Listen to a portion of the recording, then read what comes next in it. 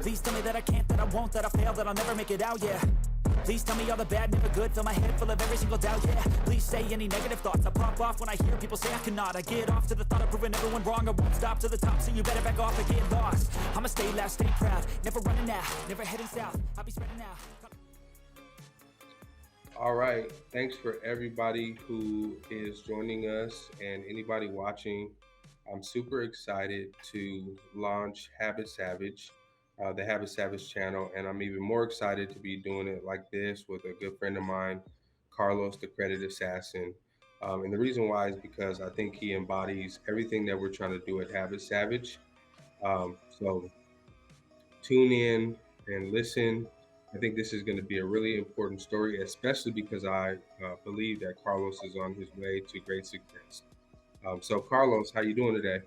Hey man, what's going on? What's going on, Omar? And welcome to all your audience. Thank you for having me. I'm excited to be here today. Definitely, I'm preaching the gospel, and I think you're doing something great as a Habit Savage ambassador. And that's what we gotta be. You gotta be savage in everything you do. The only action that you should be taking today is massive action, and that's what Habit Savage means. So, thank you for having me. Exactly, right on, man. Well, this is our first time sitting down and interviewing together, so I want to start from the beginning and get some of your backstory, Yeah, just so yeah. that we correlate it into what you do right now. So where are you from? Where did you grow up? Hi, man. So I'm from Venezuela. I was born in Venezuela, raised in Colombia. I lived in a third world country for a while. I know what poverty is. I know what it is to actually have a parent in another country and a parent over there helping us out. So I know the struggles that go through not living in the United States, and that's one thing that I'm so I'm an advocate of. I want to be able to help people so they could see, they could switch that mentality. But brother, man, I grew up in a third world country in Colombia.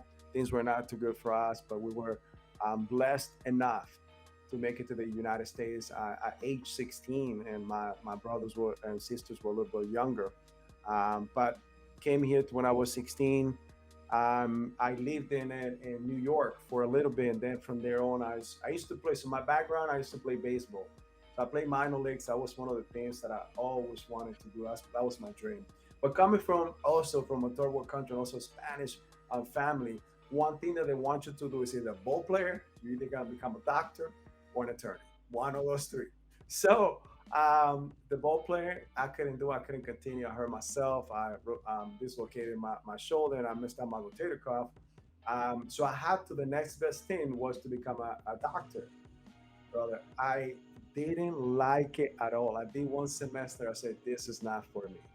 I Wow. decided to go into the next best thing. I wanted to prove myself. Wanted to take myself to the next level, and I went into the Marine Corps. So fast forward, 22 Well, no, years. I want to get into all of that. I want I I got want to it. get into all those details All right, because you man, said let's a go. lot. You said a lot of interesting things there. Yes, First, just to go back, so you said you're from I got Venezuela. You grew up in Colombia. I know how Colombia is, and it's a lot better than it was back then because right. my dad is from Colombia as well. So I've been to Colombia back then, Yeah. um, and I just want to know what were you like as a small kid growing up there? You know what? I always, I'll tell you, I'm not book smart, and I never gonna claim to be book smart. But it's something that I learned from young age is that I need to be around people that are smarter than me. I will always have questions, always have that entrepreneurial mentality. And at age 11, I compared to my kids right now to what I was before. I'm like, that's nothing. I remember that I would go and pay the house bills. Like my dad had to go to work, and I had to actually take money, put it in my pocket, take the bus, go to the center of the city, like almost an hour away, to go pay the bills. There was no internet, there was no paying over the phone. You had to go in person to pay the water bill, to pay the electricity bill. So since a young age, I don't know, something in me just flipped. I know that I need to be someone. I need to work on something. And again, I know what I wanted. I just didn't know how to get there, and that's what took a while. How the Gotcha. how to and how to get there. Gotcha. So at that young age, having all that responsibility, like of course now Yeah. you've gotten the benefits from that, right? And you see how beneficial it was for you. But at that age, did it feel like a lot of weight on your shoulders, having to, having to do that kind of stuff and play that kind of role at such a young age in the family? You know what? I see things a little different. To me, that was normal, by the way. That was just Hmm. the norm. That's something that I needed to do, and I think I embraced that. And I don't. I wish nothing would have been different. Why? Because it taught me the certain things that the path that I took throughout my life. While some of my friends were having fun, were playing, I also played, but I just didn't have the same liberties to do certain things, and that was Hmm. life. And you learn to understand what's going on, and you learn how to overcome. This is why today I have the mentality that things are always going to happen. Yeah. Murphy's law is always around the corner. So Yeah. you just have to go ahead and get up and go and see the positive on everything that happens to you, because guess what? If you fail at something, you just found out a way that didn't work. The next one may work. Okay. Exactly. So Yeah. So you touched on this just a little bit a second ago, but I want to I want you to talk about your entrepreneurial mindset as a kid. I mean, you talked about having that responsibility, going to pay the family's bills and stuff like that. But what other kind of stuff were you doing at that young age?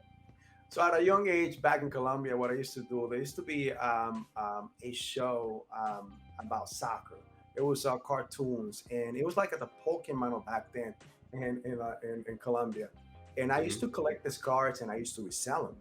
So I would people that didn't want it. I would just pick it up, and I would change for other ones. And there was always something. I mean, I need to double my money, double my money. That's what I used to do. Now to this day, I think it was like about 5 years ago that I completely forgot. I opened a bank account at age 12, I believe. And my Wow. mom had to open it up with me. And when she went back to Colombia, said, "You know, you still have the bank account over there." And it had compound for a little bit. It was like Wow. a couple, what they call millions of dollars, millions of pesos over there, which it was Hmm. probably about $500 over here, but it grew. So it was something that I always, I guess, I knew how to do. I knew that the concept of multiplying money, multiplying assets, I just didn't know how to do it in a bigger spectrum. But you know what? Something that comes to mind when we do this, like we all are this way. Kids are the most relentless salesmen. They have the greatest imagination. And unfortunately, what we do is we sometimes stop that by saying the no, by telling no, don't do this, don't go that route. It is not going to work. Don't do it. You know what? I wish, and that's why I'm one of the main things that I even do with my kids completely different. Hmm. I even tell you, I learned this from Dr. John Maxwell. That one of the things that his father used to do was he wouldn't give him an allowance unless they read a book. So what I made a deal with my kids is you read a book a month and I give you $10. So Right. so that's the deal. And at least I want to make sure that if they get one thing from that book, it's one thing that I'm gonna leave behind. Because you could Gotcha. leave anything behind, money, whatever, but that's gonna go away. That's not gonna Right. be forever. The teachings, Right. the legacy, the knowledge, that's your legacy. Exactly. Yeah, that's a good point there, man. So you brought up being moving here as a teenager, but before we get to your experience here, what were you like as a teen there? Like, what was high school like for you and stuff like that? And what was it like having to leave and come over here? Yeah, I love my teen years. I think from 11 to 16. Again, I was playing baseball. That was my life. Hmm. Even when I was younger, I think it was about 9, younger than young. 9, 10, I played for the Colombian team, and I came to the United States. That was the first time to compete against all the countries, and we played good. But Cuba beat the behind out of us. So Cuba was. I mean, we played very good. So that's something that I got to say. So I used to look. I was very active. Family was one of those things, but again, not knowing where you come from, and being poor, family is always the nucleus there. And unfortunately, we didn't have our mother with us. Our mom had to come to the United States to help us out to survive back then because we were very poor. And all the sacrifices that she did back then, I mean, allowed us to survive and be here today. So for that, I'm very, very thankful. Yeah. Actually, that's something that we didn't touch on was okay. You Yeah. moved from Venezuela to Colombia, but how much family did you have in Colombia at that time? Was it just you and your dad, or did you have some siblings and cousins, aunties, anything like that at all, or was Yeah, it just yeah. you? So actually, my mom's family is all in Colombia. My dad's family is in Venezuela. So we have Okay. both. I mean, we've got, but I'm honestly like, when we lived in Venezuela, I was very young age. Hmm. I actually was, I grew up in Colombia. So I know Hmm. more of Colombia, even though like I think last time I went there was 2018. I mean, I remember everything. I went to the Hmm. same house. I remember the ins and outs, but now everything looks so much smaller. When you're little, you see everything so huge. Now you Yeah. come back, and I'm like, is this the same house? I look like a giant coming through this whole thing. But it's just the same way that we see life, and that's what I was Hmm. trying to tell you earlier. We have an imagination when we're kids, and if we are able to foster that through our kids, and I know like things could have been completely different, but you know what? I don't wish that because I learned from it, and now I'm able to turn that around with my own legacy, my kids going forward. Of course, man. Awesome. Um, Now, when you guys moved here to Mhm. New York City at 16 years old, what was that like? What was your first impression of New York? It was a culture shocker for us. I didn't know language.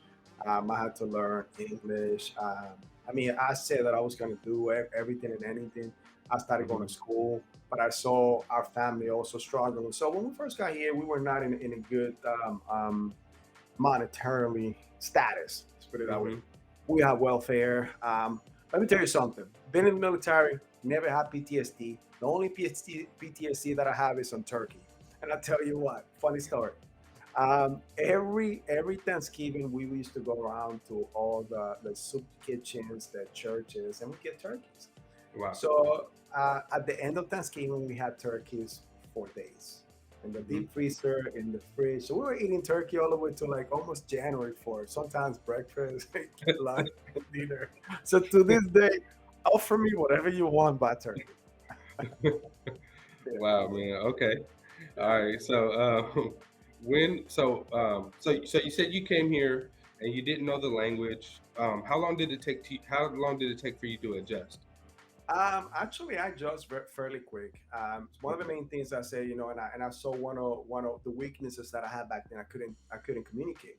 So Hmm. I have friends that speak English. I said, please don't speak to me in Spanish. Speak to me in English. I start watching Friends. So I know every episode of Friends, and I start listening to rap back then. The Locks, Hmm. Maze, Tupac back then, all of it. So I used to go to school in the morning, and I was a cassette tape. There was no CD player yet, so cassette tape, and I will play, pause, write down what I understand. Wow. Play, pause, write down what I understand. That's how I start developing my hearing, or the hearing of and understanding the language.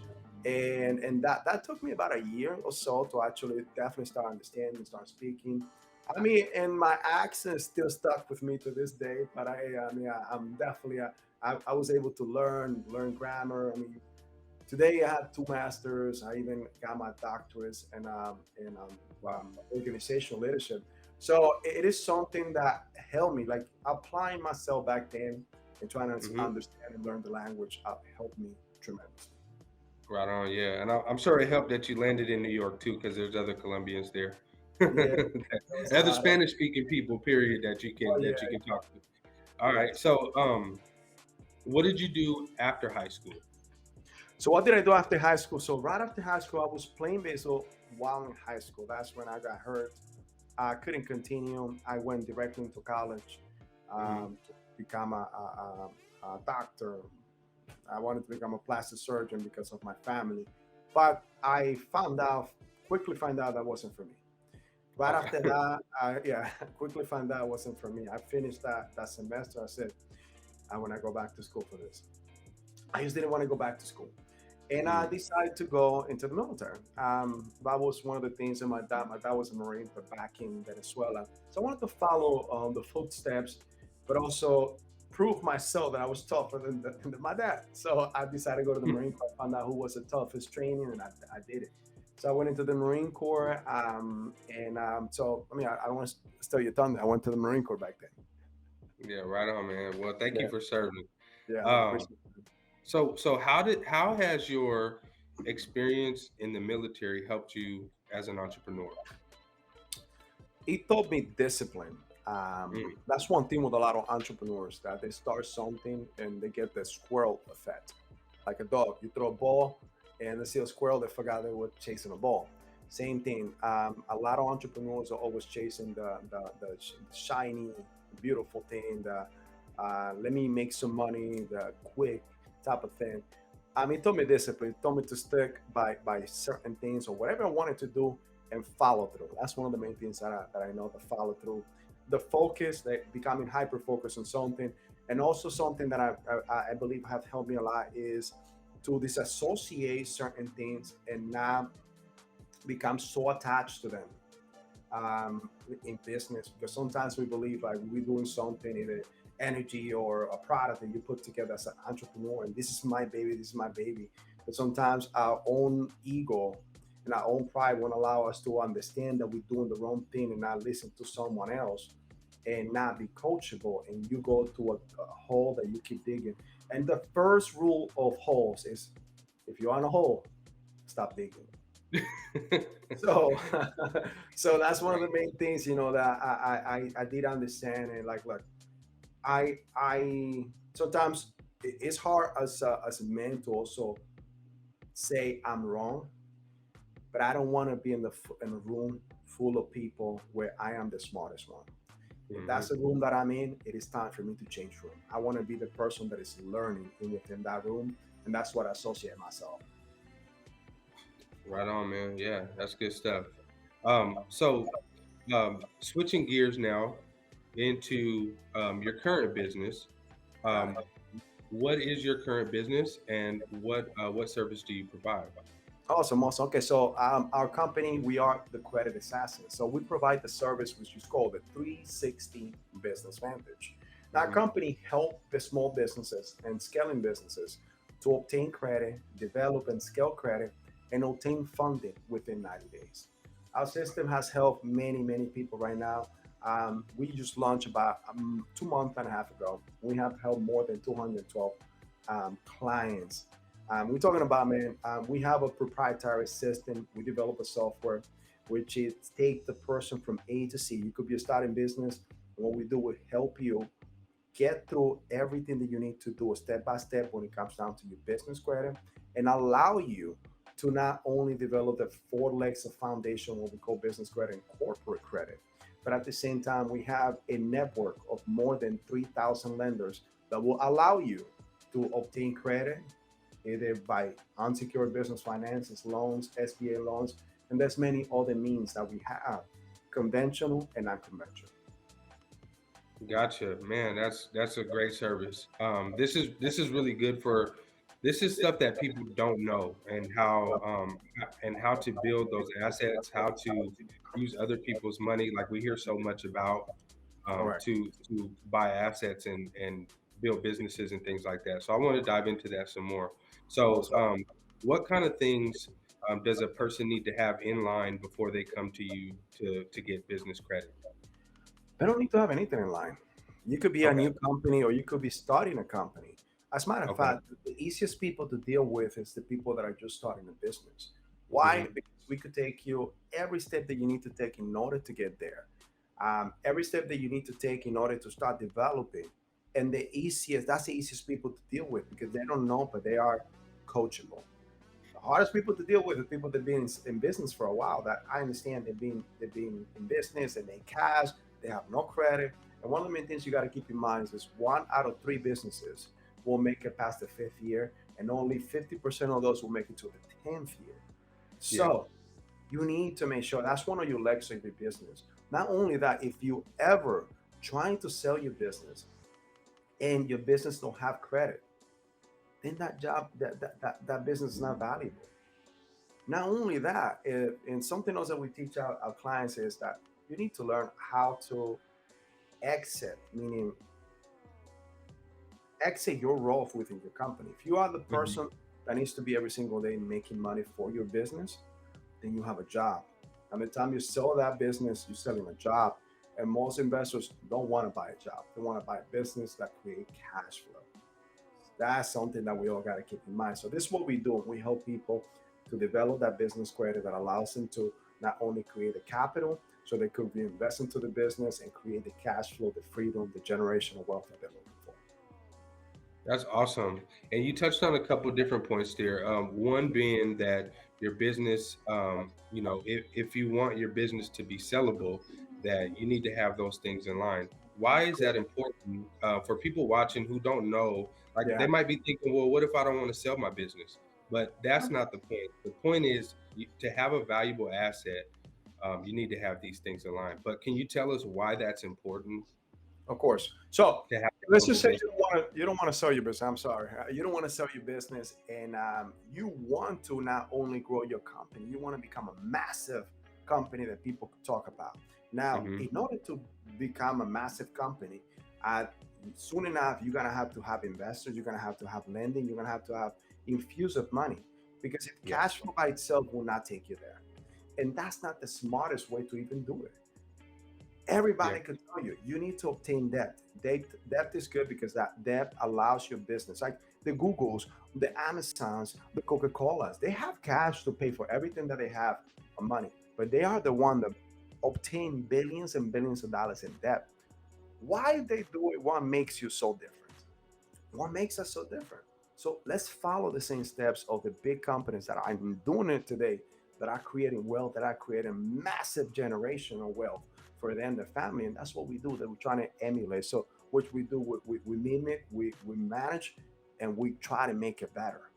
So that's what we're doing. Why is this important? Because that allows you to grow and continue to steady grow for you and your family. If you want to leave this business for your family, you want to make sure that you leave a vehicle that is, an autopilot, not Yeah. a vehicle that they gotta constantly put change tires, change everything, do tune-ups. I mean, we all have that clunker, right? That we're constantly like, we go 2 miles, we got to do something to it. That's not the way we want to actually have your business. You want to make sure that your business is an autopilot, so that you could leave a legacy for your family. Right. Yeah, that's really interesting, and I've seen that a lot in recent years, especially with a lot of baby boomers looking to retire and wanting to either hand their business down to their kids, but their kids don't want it because it's just a job for them. It's not a valuable asset that just All pays, right. that just spits out money. Now, Perfect. let me add to that. Now Hmm. that you say the baby boomers, if Yep. today you're trying to build business credit, you don't have a business, create a business. In the next 2 years, there's going to be $2 trillion of assets being passed over. Baby boomers are retiring.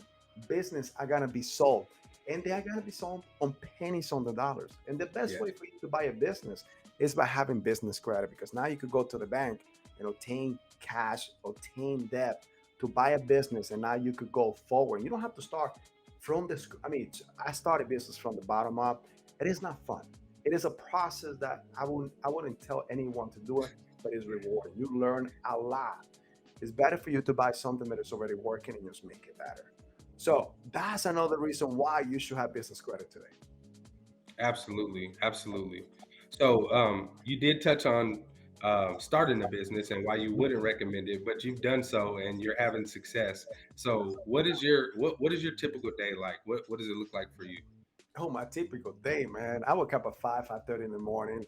I usually meditate. I have my morning routine. I work out in the morning.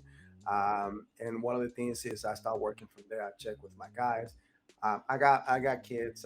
Fortunately, I'm a single parent, but kids don't live with me, but I see them every single day. So I take them to school.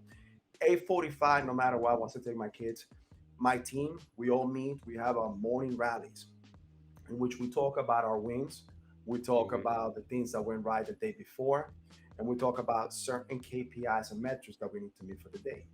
Then those teams will break down into little different teams, and they do what we call role play. One thing that I understand, I have learned when it comes down to sales, you become rusty after 12, 24 hours. Yeah, If you don't for sure. continue playing role playing and Yep. seeing what my obstacle the day before was, and if I don't have that mentality, it's a system. I mean, people do it. It's like when you go to the gym, you warm up, and when you go to the gym, you train, right? You wouldn't want to just go ahead and do a 300-pound deadlift, just putting your belt on and just going with it, right? You want to train, you want to warm up, you want to do little things, and then let's go to it, right? Same thing, same concept. Why would you? And that's what I teach my guys. And again, this is something that we teach and for our customers, but we also do it within in house. We train before we get on the phones, and that's our morning routine. Then from there on, they start doing their job. I start doing my job for them. My job for them as a leader is to make their success easy as possible. So how I do that?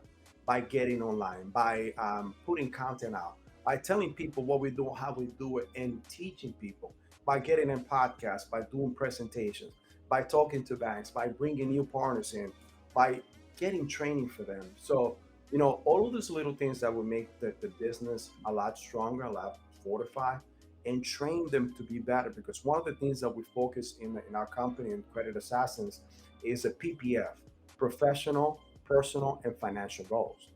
And that's what we do. My goal is that this company not only emphasize on their goals and makes them successful, because the day that I do that and while I'm doing that, they'll give more to the company and thus allow us to grow. So that's the typical day.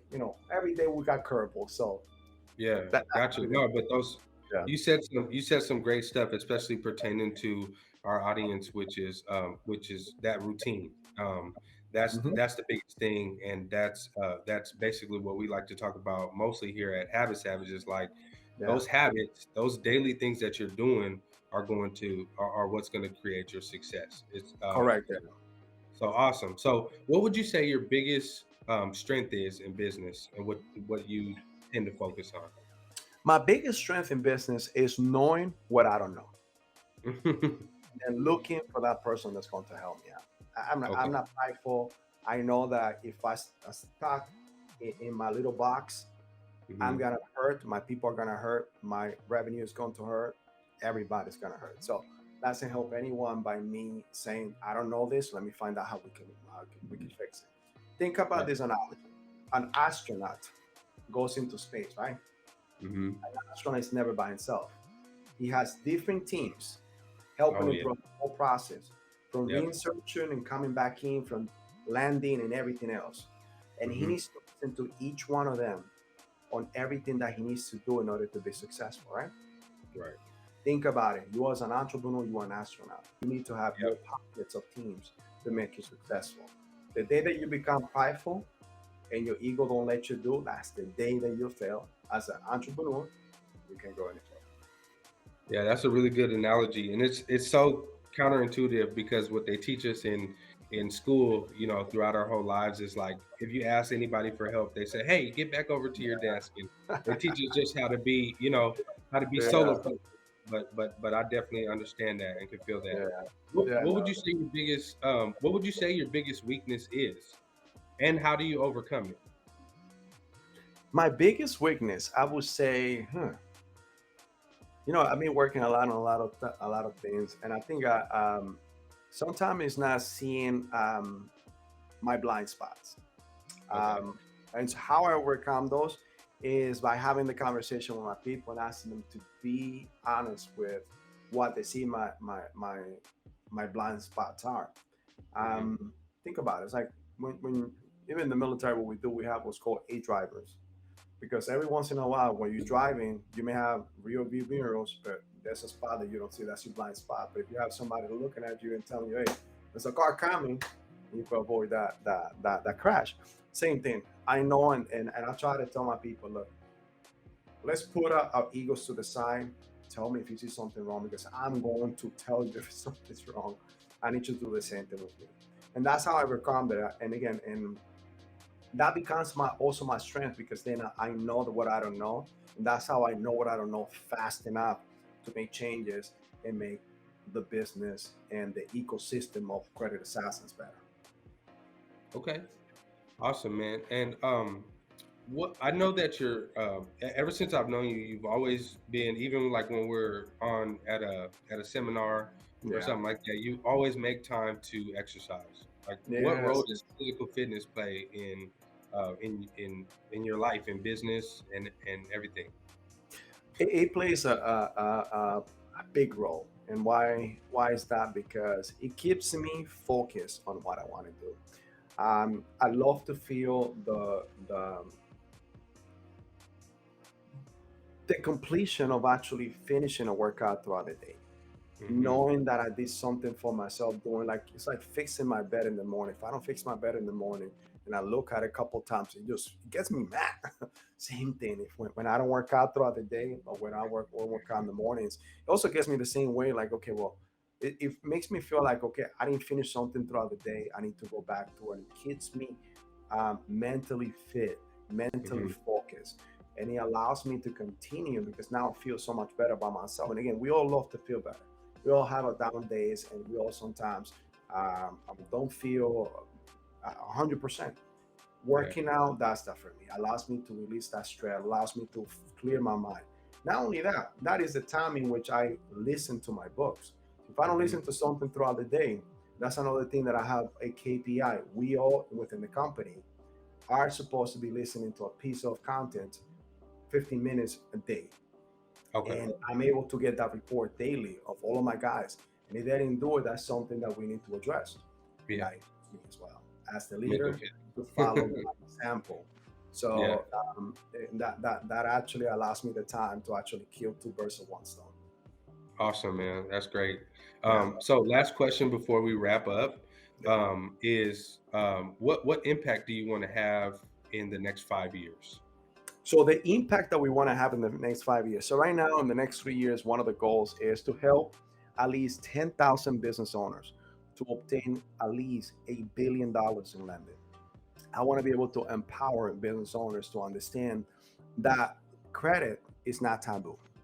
Credit is being taboo in our culture, and people don't want to talk about it, especially in the Spanish culture. And people think that having credit, it is wrong. It is going to hurt your credit overall. No, it is going to help you, especially if you're a business owner. This is capital. It's one of those things that is going to allow you to grow and become more financial free. So I want to make sure we empower minimum of 10,000 business owners to obtain at least $1 billion in lending. That is awesome, man. That's awesome. So finally, tell us what upcoming projects you have. All right, so we have a lot of different projects, small projects. One of the main reasons is our company is gonna go out very soon. We have some new endorsements, new partnerships that we have formed. One of those is we have formed a partnership with Kevin Harrington from Hmm. Shark Tanks, Nice. which you could find very soon. We're about to see some of the little things that we're putting together for you. And companies being platform, we're growing. We have bring some new talent in house to the point that we're gonna grow. The goal is to actually in the next 18 months to actually grow within different 10 cities in the United States. That's awesome, man. Good stuff. Well, finally, tell us where we can find you and anything else that you'd like us to know. Awesome. Okay, guys. So one of the things that I'm going to do, if you're a business owner, if you're looking to start a business now, I'm going to give you what's called a free business success scan. What this is going to do is going to help you figure out if you meet all the compliance items that you need today to become lendable or to get some lending, to get some credit, get a loan. Now, this is going to be free of charge to each one of you. All you need to do is go to www or http member.360businessvantage.com. Or what you could do too is go to creditassassins.com, and that will take you directly into the page that you'll find out, and you'll get the landing page, you'll get a brief video that will tell you specifically what we do and how we do it. But don't forget to get your free business success scan. Now, if you are interested in us helping you up even further, we could give you coaching, unlimited coaching for the matter of 12 months. And all you got to do is give us a call at 516-600-0127. Awesome. And we're gonna put all the links in the description box. And yeah, I encourage every one of you guys watching who are interested in what Carlos is talking about, creating wealth, using other people's money, using debt to buy assets and create wealth and set up your and create that generational type of wealth that we hear about. but it's not the norm for most of us. So Carlos, I want to thank you again for your time, man. And this was an awesome interview. It was a great way to start our Habit Savage. Thanks. Thank you, man. Thank you for having me. I appreciate it, and continue with great work, brother. Right on. All right. I take shots, I take loss, I make shots, I miss lots. That's how you get big box, you get yachts, you swing lots and pop off a big shot. I ain't done chasing, got big dreams, bigger things, impatient. Who's at the top think they need replacement? Who's at the top think of